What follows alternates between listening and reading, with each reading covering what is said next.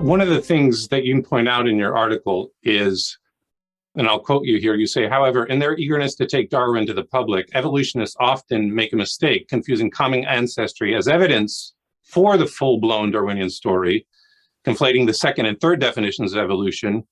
While this rhetorical strategy is logically flawed, evidence for common ancestry is not necessarily evidence for blind natural selection.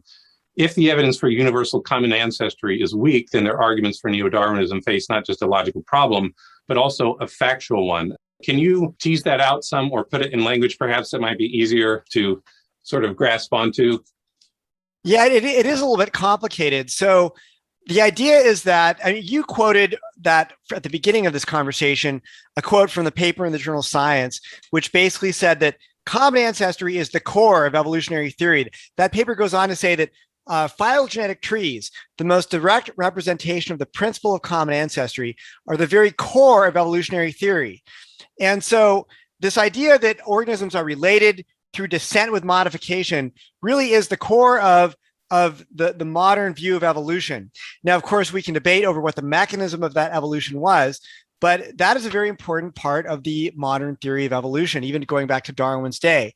So when evolution apologists want the public to embrace Darwin, they often will bypass the more controversial aspects of evolutionary theory, namely that an unguided mechanism of natural selection and random mutation is generating all the complex and beautiful diversity of life. And they'll say, no, we're not going to talk about natural selection, sort of the mechanism by which all of this complexity arose. We're just going to talk about circumstantial or inferential evidence that shows that living organisms are related.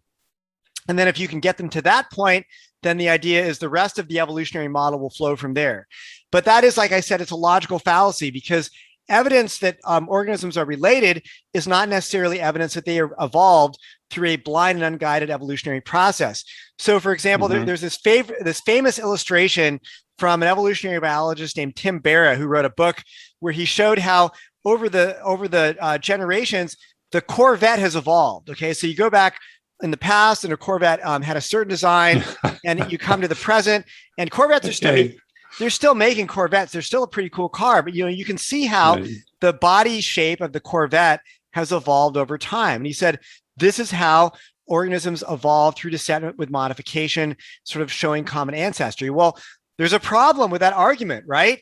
That evolution, that descent with modification was all intelligently designed. None of it happened by a blind and unguided mechanistic process. So the fact that something can change or evolve over time and be modified as it descends through time, that does not necessarily tell you how it was modified, or that change was an unguided mechanistic form of change. So I think they call it Barra's blunder, is what Philip Johnson called it. It's a great example of mistaking evidence for common ancestry as evidence for unguided evolution. Those are two separate issues. Now, that being said, if it is true that living organisms are not all related through common ancestry, then we're not just dealing with a rhetorically flawed argument when you say that, organisms are related, therefore the whole show is unguided. You're not just dealing with a rhetorically flawed argument, you're also dealing with a factually flawed argument, because you can no longer say that living organisms are all related through common ancestry. So it is an important topic to look at. And if it turns out that living organisms are not related, then we should want to know that. If they are related, fine, we should want to know that too. I mean, we can, my personal views on intelligent design, my personal religious convictions are not going to rise or fall on common ancestry, but it still is an important question to ask.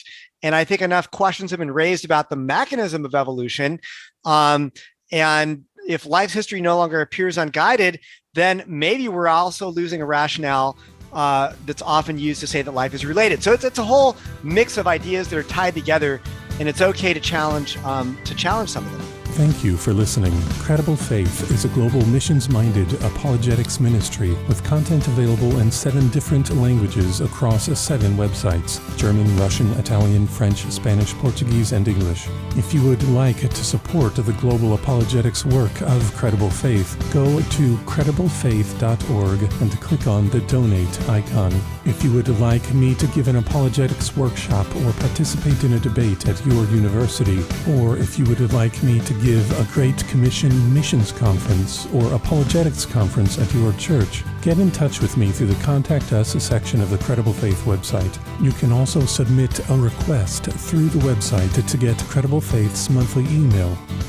If you are a native speaker of Russian, German, Italian, French, Spanish, or Portuguese, and if you notice that an essay from the English website is not available on the Credible Faith website for your language, feel free to get in touch with me about translating the essay, and I would read through your translated material for quality control and the desire to see content from the essay made available in your language. Thank you for listening, and have a great night.